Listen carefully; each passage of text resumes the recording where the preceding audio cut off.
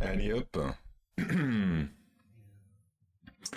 Je démarre pour être quand même à l'écran, même si je suis toujours avec passion le Twitch d'Olivier juste avant. Voilà, je vois que le raid va débouler, c'est parfait. Il s'agit d'accueillir quand même, d'être un hôte de qualité. Merci encore une fois, merci Olivier, même si tu parlais d'être dans une bonne audience pour un secteur un peu niche. Moi, je suis dans la niche de la niche. Non, j'ai beaucoup moins de followers et de gens qui suivent, que ce soit sur Twitch ou YouTube. Inscrivez-vous, abonnez-vous. On va faire la compète avec Olivier, même si j'ai perdu d'avance.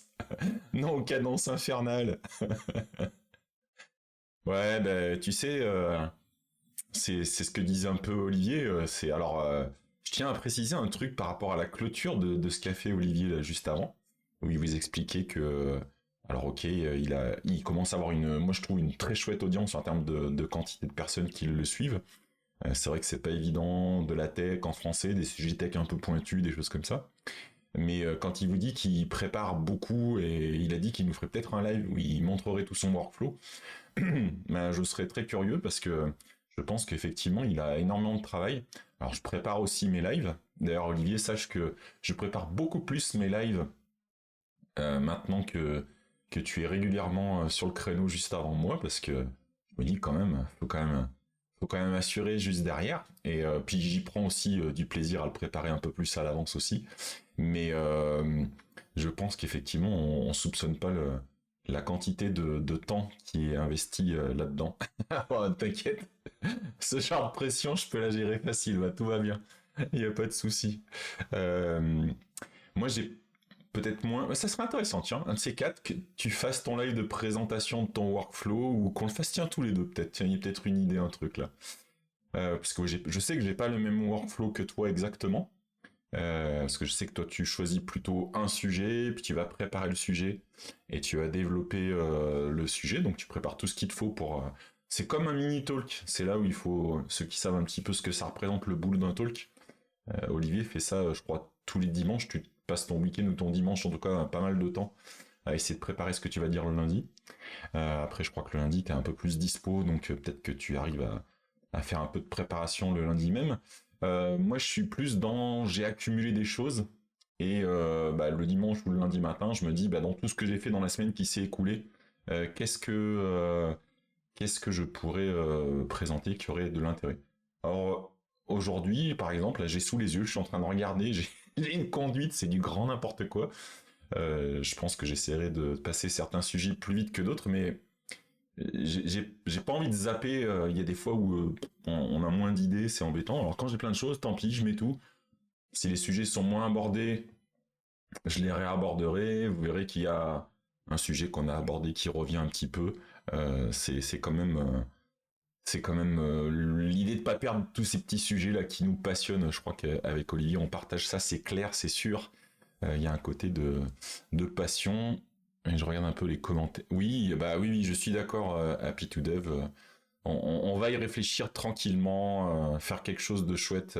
J'adorerais faire un petit duel. Alors, je sais pas comment ça marche, si on se ferait tous les deux sur une même chaîne ou si on peut faire le système dual de Twitch. Faudra qu'on fasse des tests techniquement. J'ai aucune idée de la gueule que ça pourrait être la solution.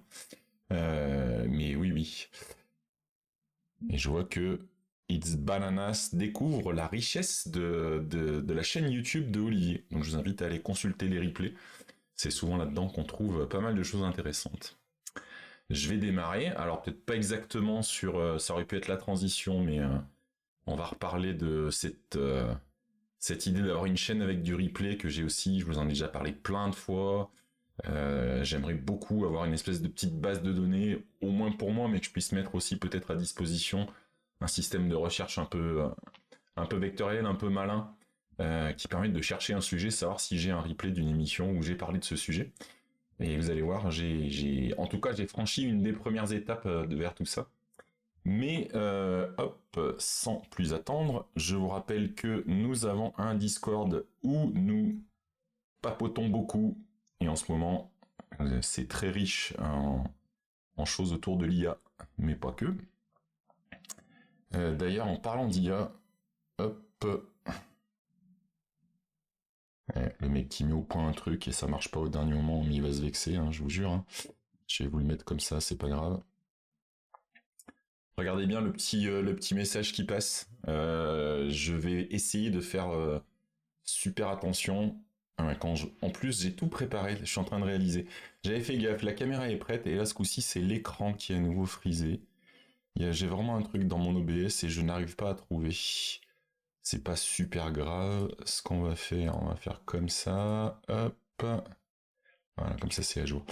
Donc oui, regardez le petit message qui défile, et ça vaut pour les gens qui regardent ça en replay. On discute énormément, alors l'autre fois sur la chaîne d'Olivier, mais aussi sur ma chaîne, c'est un sujet moi qui me passionne. Ce sont des sujets, parce qu'il n'y a pas un sujet autour de l'IA. Mais soyez prudents, s'il vous plaît. On en discute, n'hésitez pas à poser vos questions quand vous êtes sur le Discord. C'est ce que fait par exemple en ce moment pas mal Patrice, mais je sais que l'ami Konguno va plonger dans l'affaire aussi. Restés prudents, soyez prudents. C'est vraiment un univers en plein mouvement. Et ça m'a amusé d'appeler l'émission l'IA le nouveau Far West, mais il y a un peu de ça, c'est-à-dire que tout n'est pas respectueux de vous, de votre machine, de votre porte-monnaie, donc faites très attention. Ça peut être passionnant, c'est pas terriblement dangereux si vous prenez quelques précautions, mais n'hésitez pas à poser des questions, à savoir si vous partez dans une direction qui semble dangereuse aux gens qui ont déjà mis un orteil dedans, qui peuvent déjà vous donner une opinion. Soyez raisonnable un tout petit peu. Moi j'aime bien qu'on kiffe nos projets et tout ça, mais quand même, ne faites pas de bêtises qui vous ruineraient votre machine ou vous poserez un problème au niveau du porte-monnaie. Voilà, je leur mettrai le petit message tout à l'heure. Je pense que c'est important de garder ça en tête. Ceci étant dit, je vais vous zoomer un petit peu. Je vous ai mis un article. Alors j'ai pas mis directement, et je remercie les personnes qui m'ont partagé un certain nombre d'infos autour de Thalas. Qui et je ne suis le chef de rien, n'est-ce pas, monsieur Patrice? Ravi que tu aies pu nous rejoindre, tu vois. Je commence juste en fait. Thalas, c'est une startup qui a fait pas mal de bruit là. Ils ont annoncé qu'ils avaient conçu et qu'ils avaient donc à disposition un chip, vraiment un hardware capable de délivrer l'usage du modèle L. Alors le modèle, c'est le Lama. Le Lama 3.1 8B, ok. Et de le faire de manière matérielle, et du coup ça fait des capacités d'inférence qui sont super bonnes. Donc je vous ai mis un article plutôt que de mettre le côté annonce de la boîte Thalas en elle-même, parce que je trouve qu'il y a quand même pas mal de petites explications. Si c'est des sujets qui vous intéressent un peu, on vous dit en tout cas quelle est l'approche, quel est ce que... Je vais zoomer encore un peu. Quel est ce que prétend apporter donc Thalas dans l'histoire, et comment ils ont un peu fait, et ça finit avec, quand même, avec un vrai avertissement sur est-ce que c'est vraiment quelque chose d'intéressant ou pas. Donc je voulais vous partager ce point-là. Mais puisque j'en ai parlé juste avant, il y a quelque chose que je veux vous présenter. Dites bonjour à mon dernier, pas mon dernier, parce que j'en ai refait encore un depuis. On va parler de plein de sujets autour de ça, mais ce qui a fédéré tout ce que vous allez voir là à partir de maintenant, c'est ce fameux projet qui me tient à cœur d'être capable. En tout cas, c'est mon idée. Là, j'y suis pas encore, mais c'est le premier projet d'un ensemble de projets qui vont me permettre d'y aboutir. L'idée, c'est d'avoir les informations de chacun de mes replays, du premier jusqu'à aujourd'hui. On fait le 207e épisode de Calme. Et moi, je voudrais être capable de faire une recherche en disant, j'en sais rien, ESP32C6. Bon, ben voilà, ça me dit dans quelle vidéo j'en ai parlé. Ça me servirait, et puis peut-être que ça servira à d'autres personnes. Mais pour faire ça, il y a un premier point de départ, c'est que j'ai des replays qui sont postés aujourd'hui sur YouTube. Alors j'ai aussi un backup, hein. Je pourrais tricher avec le backup, mais là je voulais expérimenter un truc un peu complet. Et donc il faudrait que je récupère chacune des vidéos de ma playlist Calme, que j'en extrais l'audio, et que cet audio, à l'aide, il y a des outils, hein, il y a différents modèles, j'en extrais le texte correspondant.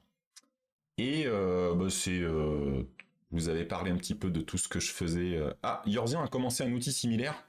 Eh bien, ça m'intéresse, mais moi, Mort, bah, je compte sur vous pour lui en parler, puis je ferai des petits messages là, après l'émission, pour dire que j'ouvre le projet de manière open source.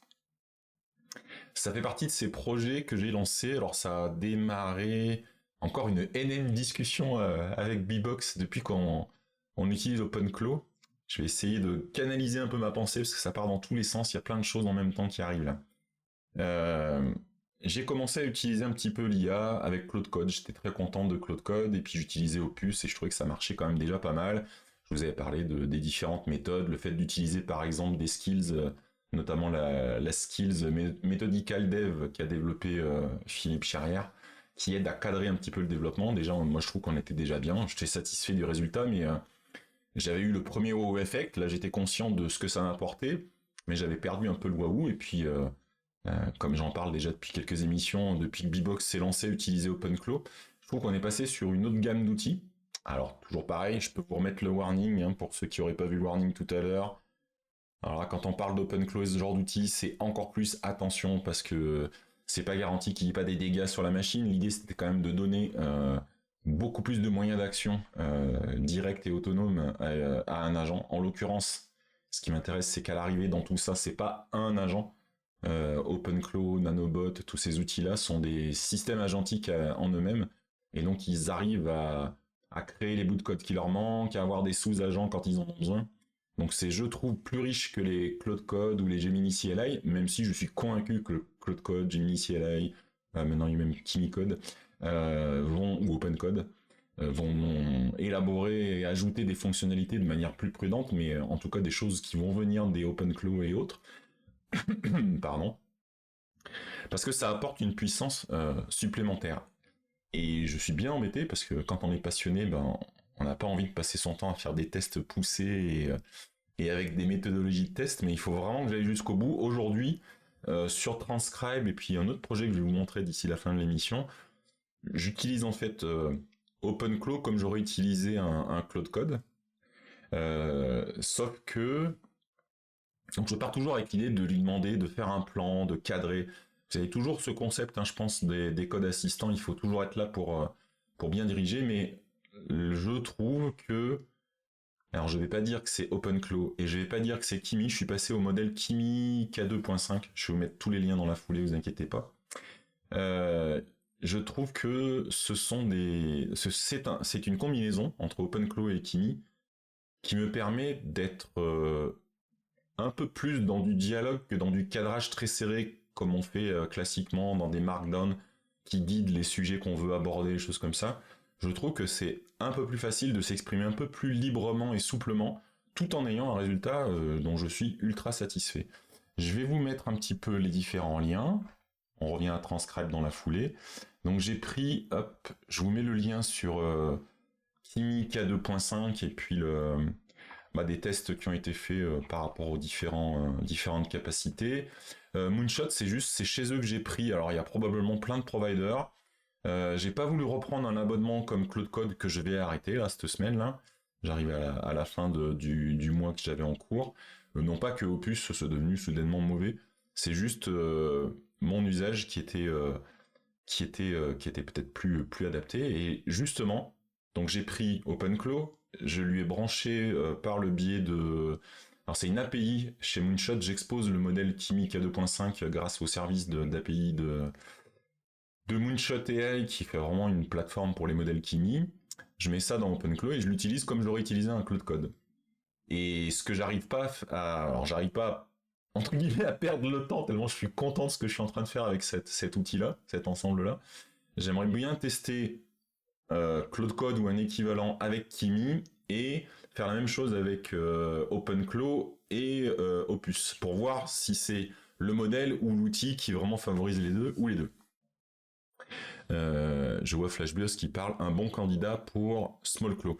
Alors on en a parlé rapidement l'autre fois, 212 000 modèles basés sur la porte qu'a ouverte OpenClaw. J'en parle un peu plus tard, mais je reste sur OpenClaw pour l'instant. Ça ne veut pas dire que j'étudie pas, mais de toute façon il y a Bbox qui est en train de faire plein d'essais sur la commune, donc c'est super sympa.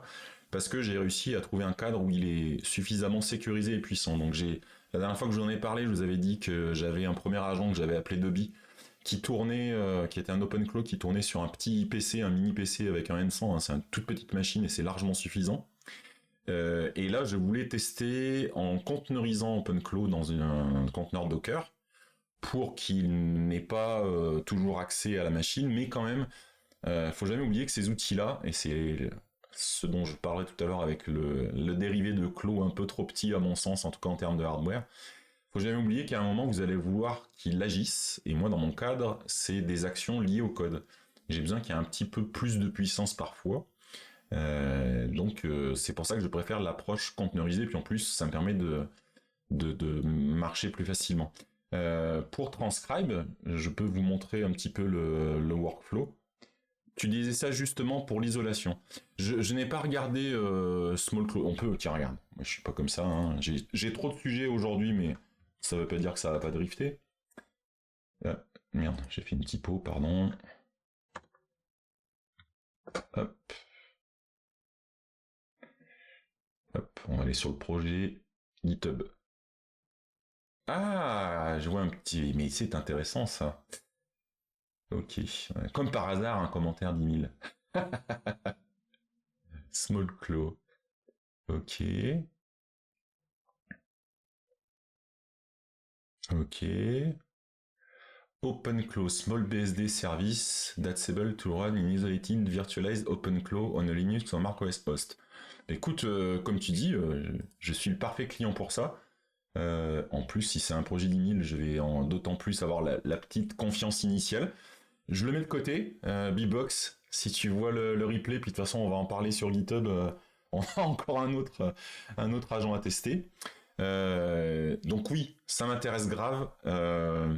Pour moi l'idée, dans mon usage maintenant, c'est pas, alors absolument pas, j'ai encore vu des vidéos catastrophiques, je vais pas vous remettre encore une fois l'avertissement, faites attention, mais des gens, des pseudo-scientifiques, techno, je sais pas comment on dit, mais qui font beaucoup de vues, pas de problème, mais qui vous présentent OpenClaw en disant « Oh, vas-y, il me résume mes emails, il répond à ma place, il m'a réservé une place de concert, il m'a organisé un voyage. » En fait, il donne toutes les... Alors, les infos personnelles, c'est déjà un premier souci, mais tous les accès à des comptes personnels qui sont quand même les... Je ne fais absolument pas ça. Moi, mon OpenClaw, il a des comptes séparés, des emails séparés, j'interagis avec lui sur un canal avec un bot spécifique Telegram séparé, enfin, j'ai tout isolé, il n'est pas question de refiler ça. Ok. Je suis d'accord, no voting, je valide la nouvelle phrase. Ouais, ici c'est comme d'habitude, ça drift tout le temps. Donc oui, SmallClaw, ça répond aussi aux besoins. Juste, au passage, ce que je voulais dire sur OpenClaw dans le conteneur Docker, c'est que ça marche très bien, mais ça marche très bien mais en m'étant un peu battu, parce que je fais pas de procès d'intention, mais je pense que ils ont pas envie de s'embêter avec ça, ou peut-être qu'ils le font exprès, j'en sais rien. En tout cas, ils ont mis Docker pour dire qu'ils avaient un truc conteneurisé, mais il y a encore pas mal de petites choses à régler pour que ça fonctionne. Je crois même que pour l'instant... Ouais, j'ai encore la TUI qui est pas simple d'accès, donc j'utilise la partie web. Donc c'est pas... Donc oui, c'est cool qu'il y ait eu ce projet de 1000 alors. Je vais regarder SmallClaw, ça m'intéresse de voir comment ça fonctionne. Basé sur une micro VM, c'est top, c'est top, c'est top. Je regarderai ça, parce que de toute façon, c'est un système dessous, un Docker sous macOS, on reste dans de la VM, donc il n'y a pas de souci, je regarderai ça. Donc bref, tout ça pour dire, je suis à l'arrivée très satisfait d'avoir pu faire Transcriber. Donc le combo OpenClaw dans un conteneur sur le macOS me permet... Alors, par contre, je crois que ça... J'ai eu une petite... voilà. Petit problème... tentative de mise à jour... Donc j'ai perdu certaines fenêtres, on va relancer ça, je vais vous le montrer là, hop. Et puis, voilà, on a celui-là.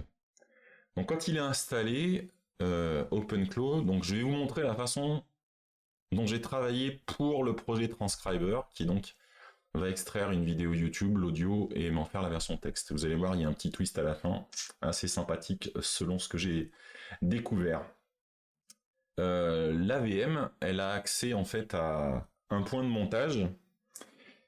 Un point de montage qui est, oui, sur ma machine, j'ai un point OpenClaw, mais le point OpenClaw, c'est tout ce qu'elle voit, la machine. Pour elle, tout est là-dedans, c'est-à-dire que, hop, si vous vous rappelez ce que je vous ai montré l'autre fois, c'est ici qu'on va avoir tout ce qui va être la définition de l'identité du modèle, comment il se comporte, c'est ici qu'on va avoir la gestion de la mémoire, les logs, tous les détails, l'accès Telegram. Dans la partie Workspace, c'est vraiment l'unité de travail. On peut avoir plusieurs Workspaces, moi j'en ai un seul, ça me suffit, c'est là où on a vraiment... on peut vraiment définir comment il va interagir, ce qu'il connaît de nous, enfin, quels outils il a, ce genre de choses. Et moi je fais en sorte qu'il ait aussi un répertoire project qui va contenir, alors je vous montre pas tout ce qu'il y a dedans parce que sinon ça gâcherait la surprise du deuxième projet.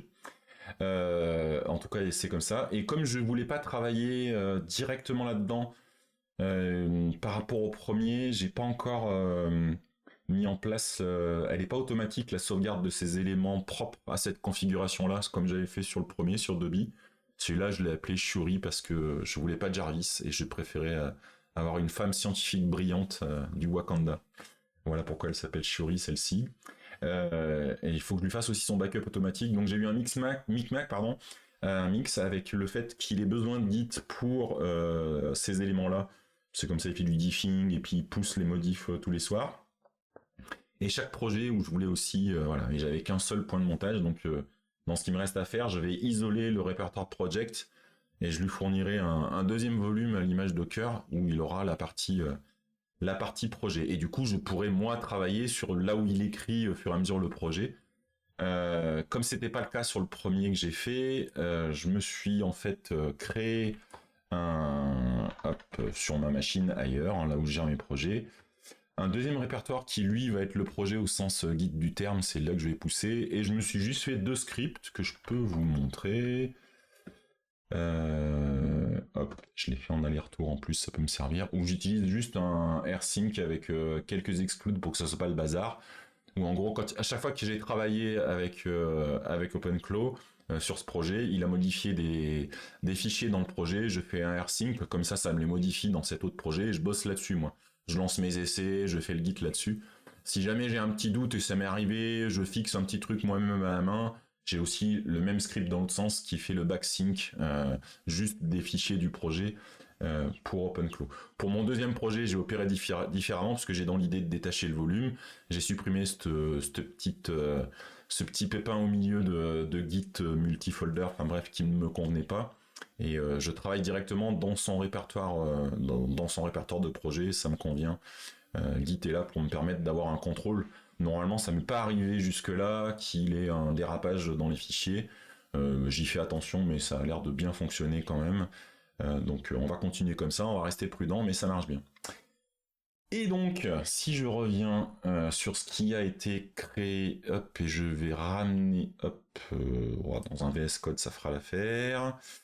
Donc du coup, ça me permet de bosser un coup avec VS Code, un coup avec PyCharm, un coup avec JetBrains pour un autre projet que je vais faire en Java. Ce genre de choses. Et comme d'habitude, je l'ai fait bosser d'abord sur un plan pour que... Ah, je suis en train de dévoiler le mauvais projet. Qu'il est nul ce mec. Bon, tant pis, vous l'aurez vu. C'est pas grave. Je finis Transcriber et on ira sur ce deuxième projet après. Aurez-vous l'intelligence d'avoir noté de quoi j'étais en train de parler ensuite comme autre projet. Je me suis beaucoup amusé. Mais c'est pareil, j'ai fait un plan aussi, donc ça reste vrai. Donc je lui ai vraiment dit au début, et ce plan, c'est vraiment le point de travail, le point d'entrée.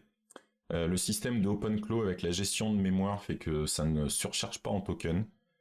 J'ai pas encore eu le temps de regarder la magie noire qui est derrière, que j'aimerais recréer, suite à la lecture de l'article de Philippe Charrière, qui a publié sur le système de C-Agent de Docker. Je pense qu'on peut construire cette espèce de swarm d'agents soi-même. Bref, c'est un autre sujet, pas pour aujourd'hui. Et donc là, je le fais vraiment travailler sur le plan, et quand quelque chose... je veux rajouter quelque chose par rapport au plan prévu et tout, de toute façon, je commence toujours par lui dire de modifier le plan, et après, on passe à l'implémentation à chaque fois. Donc là, c'est la version actuelle. On a vraiment C'est une CLI, mais j'ai fini par lui faire rajouter, bien sûr, vous me connaissez, une TUI par-dessus, qui permet vraiment de lui filer soit une par une des vidéos que vous voudriez travailler, soit une playlist auquel cas il charge les vidéos, et ensuite vous avez la capacité d'extraire la vidéo, l'audio, puis le but final, le texte. Pour l'instant, moi j'étais parti au début, quand j'ai dialogué avec l'IA, je lui ai vraiment demandé ce qu'on pouvait faire. J'étais parti sur une stack technique particulière et on était parti classiquement sur de l'inférence sur Whisper, que je pensais faire tourner en local. Et temporairement, comme j'ai une clé OpenAPI et j'avais mis quelques dollars dessus, pour quelques tests, c'était pas très cher, ça me convenait. Pour info, une vidéo calme, suivant les jours, c'est entre 45 minutes et 1 heure. Et les tests que j'avais fait, c'était des vidéos qui faisaient 45 ou 50 minutes et ça me coûtait 50 centimes d'inférence par vidéo. C'est pas négligeable, mais c'est pas non plus, pour le service qui était rendu, c'était pas mal. Et puis en cherchant en fait comment j'allais pouvoir faire ce transcribe, en fait, cette transcription de l'audio vers le texte, je suis tombé, mais alors complètement par hasard, et je me rends compte que je vous ai pas mis. Alors ça, c'est pas bien. J'ai pas prévu le lien. On va y aller directement. J'ai découvert un outil génial qui s'appelle Yap. Je vais tout de suite vous filer. Hop, et je le rajouterai dans la conduite que je posterai sous le replay. Donc le projet Yap, c'est quelqu'un qui a écrit exactement l'idée que j'avais de cet outil en CLI, et il montre en plus comment on peut... donc là, il montre, je prends un fichier et ça crée, depuis le fichier audio, ça crée le texte. Mais ce qui m'a tout de suite fait tilt, c'est qu'il peut utiliser aussi la CLI qui permet de downloader une vidéo YouTube, et avec un pipe derrière, et ben on enchaîne. Une fois qu'on a récupéré, on exécute YAP dessus et en avant. Et donc il part de sa vidéo et à l'arrivée il a son texte. Et j'ai dit ah c'est génial, bah voilà. Alors je me dis bon bah soit j'utilise tel que, puis je vois que c'est que une, enfin que oui, c'était que une CLI très précise. Moi j'étais parti à faire un projet, j'avais quelques idées autour. Je vais reprendre ce qu'il fait, voir si c'est d'abord si c'est possible en termes de licence. Donc hop, un petit tour dans la licence. Creative Commons Legal Code. Bon, ça a l'air de coller avec ce que je veux faire. Je vais pas faire de commercial. Alors, j'ai la permission pour du commercial use, mais c'est pas ce que je souhaite faire. Et de toute façon, je voulais bien contribuer, il n'y avait pas de problème. Sauf que c'était du Swift. C'était du Swift. Et ce que vous n'avez pas remarqué dans ce que je vous ai dit de ce YAP, c'est que ça a un énorme avantage et un énorme inconvénient en même temps. C'est que pour que ça soit utile, il faut que vous soyez sous macOS et macOS 26. Parce que macOS 26 a vu l'apparition d'une couche d'API sur macOS qui s'appelle Speech Framework, qui est capable de faire nativement ça, sans rien d'autre. Et quand je dis nativement, c'est genre, il faut quelques secondes pour traiter un fichier audio. C'est ultra rapide, c'est local, il n'y a pas d'inférence ailleurs, il n'y a pas de modèle.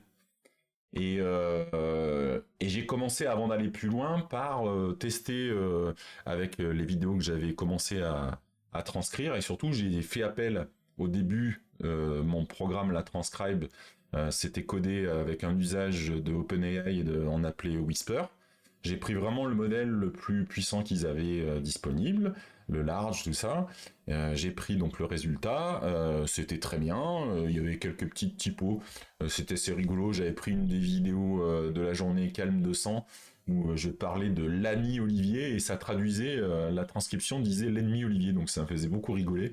Il y avait aussi un passage sur Do It Yourself, hein, des choses comme ça qui étaient à rectifier, hein, c'est pas 100% efficace. Par contre, j'ai lancé ça, et là où mon inférence avec OpenAI me demandait, je sais plus, je crois que j'étais à pratiquement 1 minute 30, quelque chose comme ça. Là, en une quinzaine de secondes en local, j'avais une transcription plus précise. L'ennemi Olivier était devenu l'ami Olivier. Donc pour moi, je validais l'usage de cet outil bien plus efficace à mon sens. Sauf que, alors ça marche très très bien. C'est certes égoïste parce que ça marche que pour macOS et que pour macOS 26. Donc moi ça me va, mais peut-être qu'il y a des gens à qui ça va poser problème. Et surtout, par rapport à mon idée de faire une application, c'est que c'est en Swift pour faire appel aux applications directement. J'ai pas trouvé de véritable binding Python. Je dis oh là là, c'est embêtant. Et comme j'étais parti dans l'idée de développer cette application en mode vraiment, je me suis dit j'ai un vrai exemple de quelque chose que je veux. Je vais essayer de vraiment de lâcher la bride au OpenClaw qui est dessous et de laisser faire. Donc j'étais vraiment dans le dialogue avec la machine pour la peine. Je voulais pas imposer des choix. Et donc, comme je cherchais un peu des infos comme ça, j'ai dit, bah voilà, j'ai trouvé cet outil, qu'est-ce que t'en penses? Mais carrément, comme ça. Me dire, ah, c'est embêtant parce que bah, votre appli, elle est en Python. J'ai fait une recherche web, j'ai pas trouvé, alors moi non plus, j'avais pas trouvé, hein. Il y avait un début de projet avec du binding par derrière en C par Python, mais ça me semblait un peu bancal, bref. Elle me dit par contre, dans l'architecture qu'on a commencé à utiliser et dans le projet tel qu'il est, on peut inclure cette CLI et puis l'utiliser tel que. Je dis bon bah allez, lancer un bout de CLI dans un script Python, c'est pas forcément ce qui m'éclate le plus, mais pourquoi pas. Et donc je suis parti là-dessus. Je suis même parti là-dessus, je l'ai tellement suivi, j'ai rien contredit. J'avais déjà fait une application qui utilisait la librairie Python qui existe pour YouTube Download, là, YT-DL. Mais comme dans la discussion c'était parti sur Sister CLI, bah, les premières versions de Transcriber utilisaient un premier appel à la CLI YTDL pour downloader, puis derrière faisait appel à YAP pour obtenir la traduction. Moi au milieu, de toute façon, alors je sais pas si on le voit dans le plan. Si, c'est dès le début du résumé. J'ai dit que je voulais accepter soit une vidéo, soit une playlist de vidéos, qu'on downloadait tout ça, qu'on utilisait YAP pour avoir un résultat rapide en local, et je stocke toutes les métadonnées et les transcripts dans une petite base en SQLite. Franchement, même avec le nombre de mots que représente une transcription, SQLite, ça marche très très bien. Après, il tenait absolument à me faire du parallel processing parce qu'il savait que la playlist finale que je voulais, j'en avais discuté, c'était ma playlist avec plus de 200 vidéos, donc pourquoi pas du parallel processing. On fait pas tout ça d'un coup. Là, c'est les éléments d'archi et de CLI, mais si vous regardez bien ici, on a une espèce de petite roadmap qui a bougé d'ailleurs avec le temps. Hein. C'était pas, il y avait moins de sous-versions, il n'y avait pas la TUI à un moment donné. Mais en tout cas, voilà, on est parti vraiment de. J'ai une petite base, je peux rajouter une simple vidéo, je peux la processer, et c'était ça, mon MVP, c'était ça. Après, on a rajouté le support de la playlist et du parallélisme, et ce genre de choses, quoi. Et je suis plutôt satisfait. J'ai eu quelques retouches à faire dans le code, mais je suis en fait, avec mon système où je copie, j'ai vraiment un diff git, comme j'essaie d'avoir des unités relativement petites dans ce qui change, c'est pas très compliqué de faire ma review au fur et à mesure. Ouais, une fois, j'ai trouvé, il y avait une... Je dois les avoir d'ailleurs, parce que je l'ai peut-être pas poussé dans le projet. Il note en fait quand on a des interactions. Et voilà, c'est celle-ci, il y avait eu une mauvaise interprétation de la syntaxe par rapport à la doc. Moi, je l'avais corrigé, mais du coup, il l'a noté, puis il a corrigé à la fois le code et à la fois le plan pour suivre la suite. Ce genre de choses, c'est des traces des petits dialogues en cours de route. Le plan étant l'état de l'art de là où on en est au fur et à mesure. Je vais vous montrer la tête que ça, peut-être, quand même. Donc toujours avec, pareil, c'était parti avec du pip, et je lui ai dit que non, moi je voulais utiliser UV, et très gentiment, ça a fonctionné. Alors qu'est-ce que je me suis pas mis dans le bon répertoire, c'est ça? Ah oui, je me suis mis, ah si, oui, je me suis mis dans le workspace, my bad. Hop, parce que j'ai changé de projet, c'est pas ça, c'est hop, voilà. Donc à l'arrivée, ça sera même distribué sous forme d'un. On peut appeler directement la commande. Et je vous fais c'est utilisable en CLI, je vous fais directement la. Merde, il est con. J'ai mélangé le UV et la commande, voilà. Donc on a ce genre de choses. Hop. Je vais agrandir un peu, là vous voyez à peu près. Voilà. Voilà. Donc si par exemple je repars des playlists, on va en prendre une pas trop grosse, celle-ci, il y en a 4. Je ne l'ai pas testé celle-là, comme ça vous aurez un direct. Je crois qu'il faut que je parte sur la page d'avant. Je sais plus si j'ai fixé celui-là. Attendez, je crois que c'est ça. Voilà, je prends le lien. Je lui donne le lien sur la playlist. Donc je peux déjà faire, j'ai rajouté au fur et à mesure des petites fonctions pour des petits trucs de confort. Hein. Donc je vais rajouter une preview. Je vais lui rajouter une tâche de processing, parce que là je sais qu'il est en train de bosser, mais on voit pas qu'il est en train de bosser. Et donc il me dit qu'il a trouvé 4 vidéos, ce qui, si on vérifie, hop, est à la fois bien le cas dans la playlist sur YouTube, mais en même temps ça m'étonne parce qu'il me semblait que il en manque que j'ai pas mis dans la playlist. Donc vous voyez, en plus je me rends compte du problème. Une fois que j'ai ça, si j'ouvre un explorateur de SQLite, voilà. Non, je peux pas zoomer, c'est mal fait, tiens, cette UI, je peux pas zoomer. Bref, on voit qu'il a déjà créé deux lignes de mes précédents usages, si on va sur la deuxième table qui fait le lien, on a les transcripts de... On a les transcripts de ces deux vidéos, voilà, avec j'ai un ID qui fait le lien entre les deux. Donc là, c'était pour vous montrer ça. Et si je lui dis d'ajouter maintenant, il va rajouter tout ce qu'il a trouvé dans la playlist. Donc dans les choses, les choses à améliorer, en fait, il retélécharge, il repart pas de ce qu'il a vu dans la preview. Probablement que je vais faire attention. Au passage, vous notez, c'est ça que je voulais vérifier en live avec vous, mais ça fonctionne. Il en a rajouté que 3 sur les 4 parce qu'il y en a une qui était déjà. J'avais une autre playlist sur le making et il y a une des vidéos de l'émission de la journée de 100 qui y était. Et si on va sur Process, du coup, alors j'ai rajouté en dehors d'avoir un outil SQLite parce que ça me saoulait de le lancer à chaque fois. J'ai un outil qui me montre l'état actuel de la base de données. Et si je double-clique, il voit là c'est le transcribe qui est associé. En l'occurrence, je vois que le refresh est pas automatique. Voilà, il a fallu que j'appuie sur le refresh. Donc on voit qu'il en a rajouté 3. Vous voyez, c'est les 3 vidéos qui ont été rajoutées avec un statut en pending. De lui-même, il sait que j'aime les emojis. Ça fait partie des traits de caractère que j'ai indiqués. J'ai dit que j'aimais beaucoup les emojis.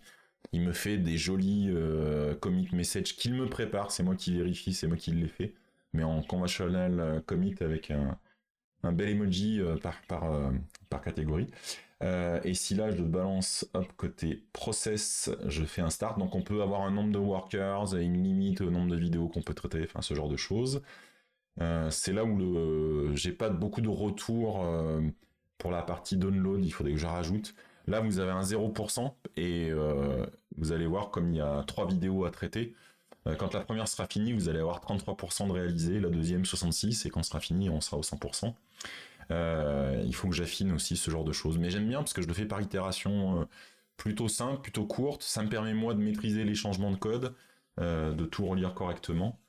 Et vous allez voir qu'aujourd'hui ça va ramer parce que je suis en live en même temps, c'est ça ? On va le laisser tourner, c'est pas très grave. Sachez que la transcription fonctionne. L'idée derrière tout ça, j'ai encore quelques petits trucs, je vous en ai parlé là, quelques bugs fixes ou quelques petits ajouts de confort visuel à rajouter. C'est que moi déjà, j'ai déjà quelque chose qui fonctionne bien. En travaillant avec l'IA, mais ça je vous en ai déjà parlé autrefois, même avec Cloud Code, déjà ça me le faisait.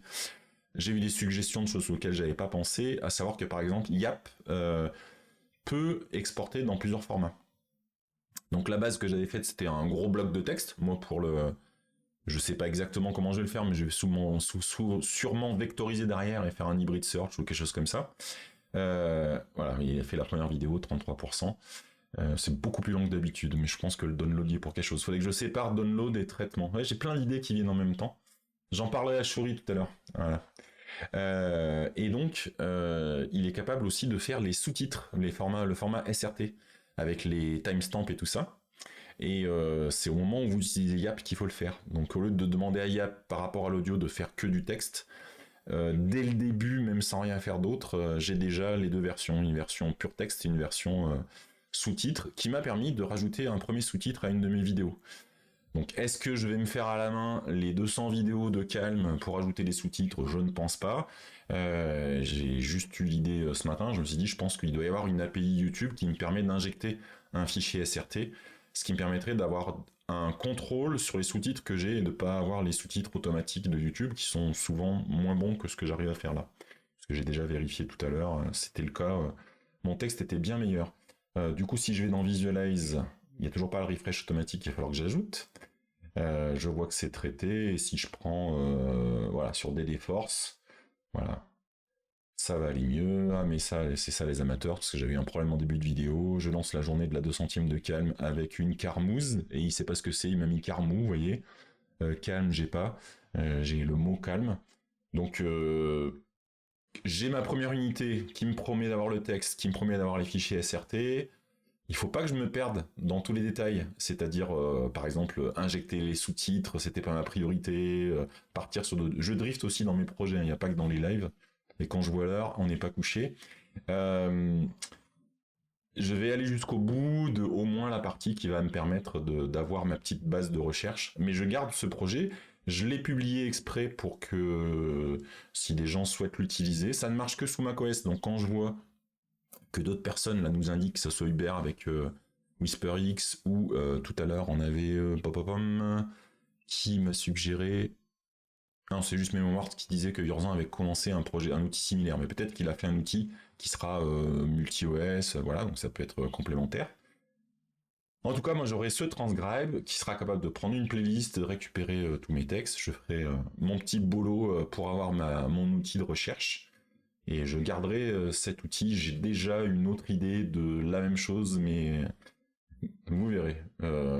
Donc j'ai fait ça en tâche de fond depuis... Alors j'ai mis le nouveau OpenClaw avec les petites galères de Docker, c'était jeudi soir tranquillou, et j'ai commencé à coder à partir de vendredi.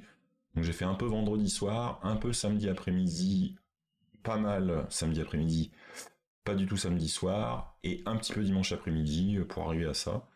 Donc j'ai pas un gros usage. En termes de coût, on en parlait tout à l'heure, je vais voir ce que ça donne une fois que j'aurai fait un mois d'usage. C'est difficile de se projeter. Au début je trouvais que ça consommait rien, en fait si ça consomme, mais je suis pas du tout, pour avoir testé justement Claude entre le mode API et le mode abonnement Claude Code, on n'est pas sur les mêmes consommations. Donc hop, j'ai rien contre la transparence, donc je peux vous le montrer, s'il veut bien, hop, le user center. Voilà, j'ai consommé avec le... Donc, pour arriver à la première version de Transcribe, j'ai fait un premier projet qui marchait avec Whisper. J'ai fait un POC avec une autre technique que j'ai laissé tomber en cours de route. Et puis après, j'ai fait Transcribe. Et là, dans les coûts, il y a aussi inclus le fait que j'ai aussi un autre projet qui a démarré que je vais vous montrer juste après. Donc, j'ai 4$, mettons vendredi, samedi, dimanche, pour 3 jours. Donc, un peu plus de 1$, en sachant qu'il y a des jours où je vais moins l'utiliser. Ça m'apporte la souplesse d'une API sans avoir le surcoût que je trouvais énorme quand j'utilisais par l'API les modèles Opus. Donc je vous dirai, on fera un bilan au bout d'un mois. Je vous dis, en plus il y a un petit voucher quand on prend un abonnement en ce moment de 5$. Donc c'est cool. Je vous dirai ce qu'il en est en termes de coût, mais en tout cas voilà, si ça me met dans la fourchette 20 à 30$ par mois, en sachant que j'ai la souplesse de travailler quand je veux avec, c'est-à-dire si je suis plus intense un jour, et si un jour je l'utilise pas parce que je suis en déplacement, j'ai pas le problème d'avoir l'abonnement qui sert à rien. Patrice confirme qu'il y a toujours 5$. Donc voilà, et c'est du Kimi 2.5, K2.5. Donc ça c'était Transcriber. Maintenant j'ai 200 000 sujets, qu'est-ce que je vais aborder avec vous? Si, important. Donc Transcriber, c'est dispo, n'hésitez pas à venir critiquer. Je vais rajouter un guide de contribution. Si c'est pas assez évident, même si vu la gueule du README, je pense que ça l'est déjà, je vais indiquer clairement que j'ai travaillé avec OpenClaw et Kimi K2.5. Non pas parce que j'ai honte de ce que j'ai fait, au contraire, je suis très fier et très heureux d'avoir pu faire cet outil. D'ailleurs, ça me fait penser à un Bluesky, comme on dit, un message sur Blue Sky de Sébastien Allemand qui a relayé un article qui évoque plein de sujets autour de l'usage des codes assistants. Et dedans, moi, il y a une des phrases qui m'a beaucoup plu. C'est un terme que je pense que je vais réutiliser. On est rentré dans l'ère du personal software. C'est-à-dire que ça aide les gens à développer le petit bout de logiciel dont ils ont besoin. Pour les gros besoins, il y aura toujours besoin des éditeurs, des développeurs, vous inquiétez pas, mais pour des petits trucs ponctuels, ça fait l'affaire. Donc je serai explicite sur le fait que j'ai utilisé des codes assistants, et je serai aussi explicite, il faut que je retrouve, j'ai vu que des projets open source avaient des jolis guides de contribution qui n'excluaient pas que vous utilisiez les codes assistants, mais que vous soyez vigilant à ce que vous poussiez, que vous relisiez vous-même avant pour pas surcharger les projets. J'ai pas d'inquiétude, hein. Ce serait un bon problème d'avoir beaucoup de contributions sur un projet open source. Dans mon cas, je sais que j'en aurais pas, donc il n'y a pas de danger, mais je voulais être propre et clair, dire que je l'ai utilisé et surtout mettre dans le guide de contribution. N'abusez pas, mais vous pouvez les utiliser, bien entendu. On va essayer de passer au sujet suivant. Hop. C'est une petite discussion qui a popé. C'est mon précédent OpenClaw qui continue de me faire une petite synthèse de news en plus de ce que je fais en veille techno perso. Et il y a une discussion, moi qui m'a un peu inquiété, mais pas surpris malheureusement, d'une série d'utilisateurs, donc ça dure depuis le 12 février, les premiers problèmes en sont apparus, qui se font direct bannir sans aucun avertissement de leur compte. Donc là, c'est quelqu'un qui avait une AI Ultra Subscription de Gemini, parce que il aurait utilisé l'authentification au hôte de son modèle pour l'utiliser non pas dans Antigravity ou dans Gemini CLI, mais lui c'était dans OpenClaw. Après il y a d'autres gens qui ont le même problème en utilisant OpenCode, non lui aussi avec OpenCode, enfin bref. Il semblerait que des gens se fassent mais direct bannir, pas d'avertissement, parce qu'ils utilisent leur modèle pas avec l'outil de la boîte. Alors pour l'instant, c'est peut-être un épiphénomène, c'est peut-être que Google et c'est peut-être que Gemini, peut-être. Je serais pas surpris de voir apparaître ça, puisque ces braves gens ont quand même pour objectif de faire de l'argent et de vous tenir captif. Mais si c'est les conditions d'usage qui sont modifiées dans le dos des utilisateurs, c'est déjà moins classe. Donc soyez juste vigilants, je vous rappelle le petit message, je vais vous le remettre dessous. Attention aux outils, IA et les modèles, c'est toujours en effervescence, donc tout n'est pas toujours sec. Attention à vos machines et attention à vos portefeuilles. Amusez-vous en étant prudent et prudente, s'il vous plaît. Voilà, c'était la micro-polémique parce que j'ai pas creusé plus, mais je trouvais ça intéressant. J'ai noté d'aller voir donc SmallClaw, mais je voulais vous parler parce que, hop, d'abord on m'a pingé sur Blue Sky et puis c'était dans ma veille de toute façon. Il y a eu une implémentation de type OpenClaw sur un ESP32. Donc on a ZClaw qui tourne. Et donc très très bien. Je pense que je vais m'amuser à en faire tourner un parce qu'il n'y a pas de raison que je ne m'amuse pas avec. Sur le cœur du cœur, je pense qu'il y a déjà un début de prouesse parce qu'il y a quand même un peu du boulot pour faire tourner ça. Je pense qu'il y a moins de fonctionnalités. Mais surtout, c'est raté voilà, l'usage que moi j'en fais. Si après la machine elle doit aller faire du web crawling, de l'analyse, commencer à faire un bout de code.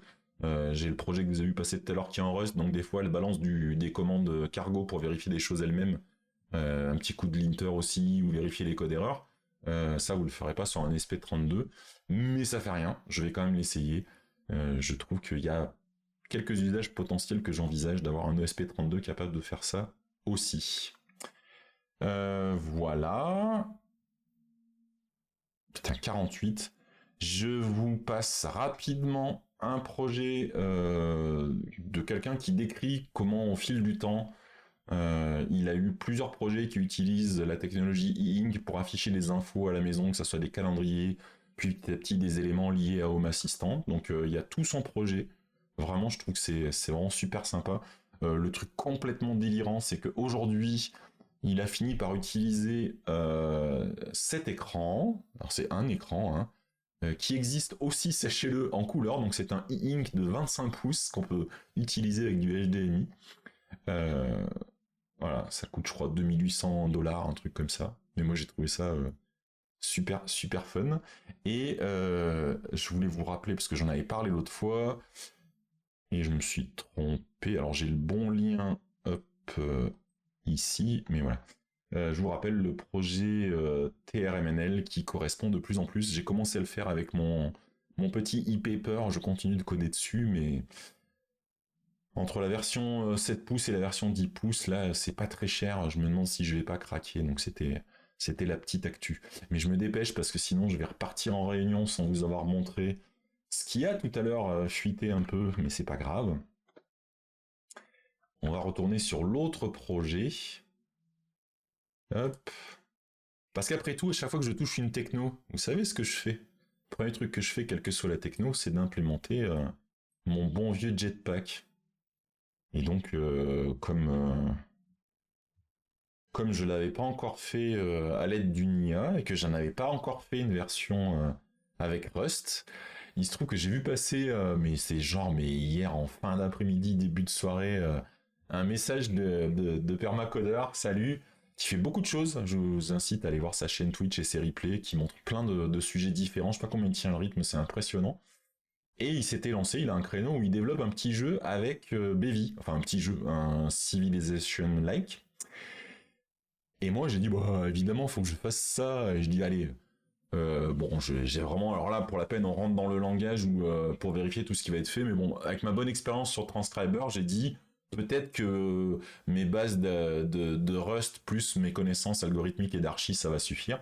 Let's go. Je lui fais faire un plan pour lui dire, mais j'ai commencé, là je suis allé jusqu'au bout du... Il faut des projets un peu fun.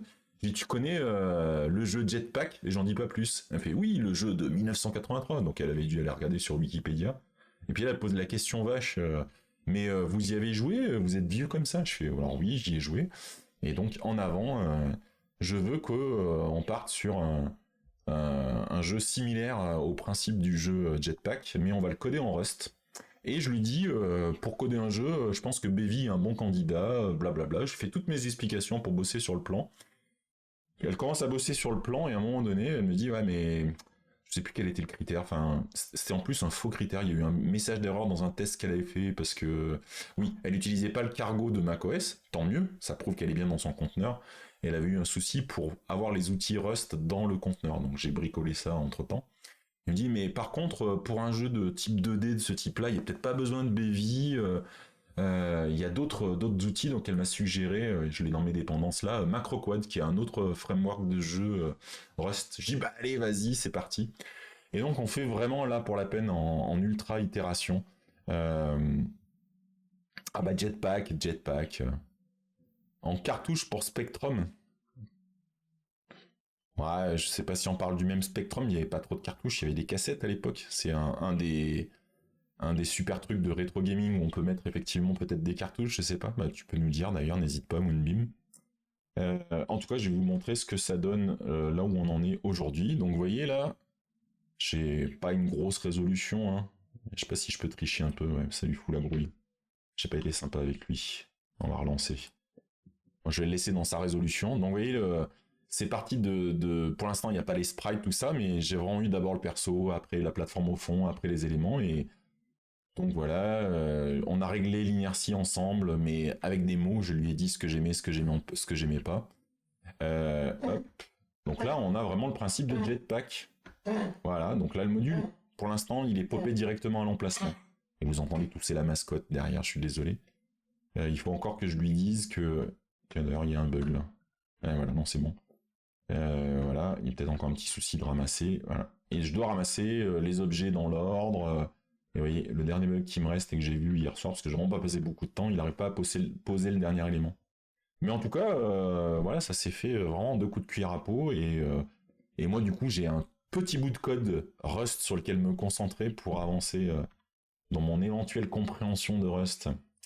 Et donc, je suis très content d'avoir ce projet-là aussi. Voilà, c'était la petite blague. Je suis loin d'avoir le niveau en Rust qu'a Permacodeur. Allez voir ses replays qui sont super sympas sur son développement avec Bevy. C'est quand même beaucoup plus performant.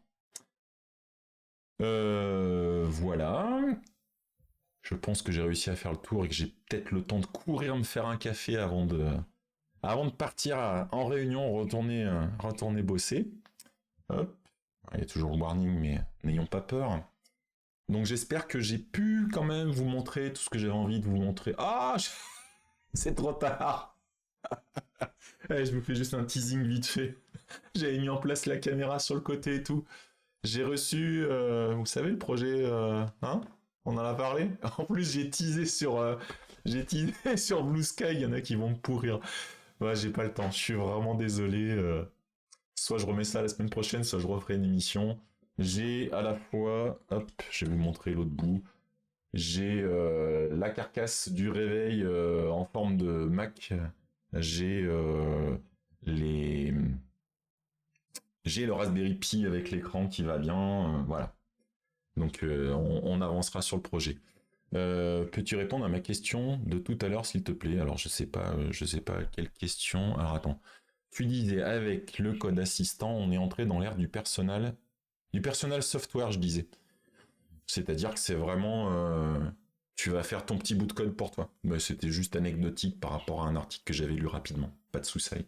Je m'excuse pour le projet Maclock que j'ai pas eu le temps. J'aurais bien drifté encore un bon quart d'heure avec vous pour vous le présenter. Je sais que n'hésitez pas à me pourrir sur Blue Sky, c'est pas grave. Voilà, j'ai différents éléments. Je vous les montrer. En plus, l'écran de base d'origine est cassé, même si je le réutilise pas, ça fait râler. Mais la carcasse est vraiment si quand même chionisée pour faire envie à Henri quand même. C'est vraiment de toute beauté la réalisation de ce truc. C'est vraiment, ouais, on voit l'écran qui est pété, mais c'est pas grave. C'est vraiment génial. L'allumage se fait avec une disquette. Hop. Parce qu'il faut que je sois dans le bon sens. Donc vous êtes vraiment. Hop. J'insère la disquette dans le Mac. Putain, j'y arrive pas. Je suis pas dans le bon sens, c'est ça qui va pas. Voilà. Donc c'est en insérant la disquette dans le Mac, voilà. Vous voyez, il a allumé le petit écran derrière. Et ça sert de réveil normalement. Et l'écran est pété. Mais c'est pas grave puisque j'ai l'écran. Ouais, c'est honteux, monsieur, c'est honteux. C'est honteux, c'est un véritable scandale. Remboursez nos invitations. T'avais dit que tu résisterais, j'ai menti. J'ai menti quand j'en ai parlé, je vous ai dit que je vous faisais des liens. Je vous faisais des liens affiliés et que je les avais achetés dans la foulée.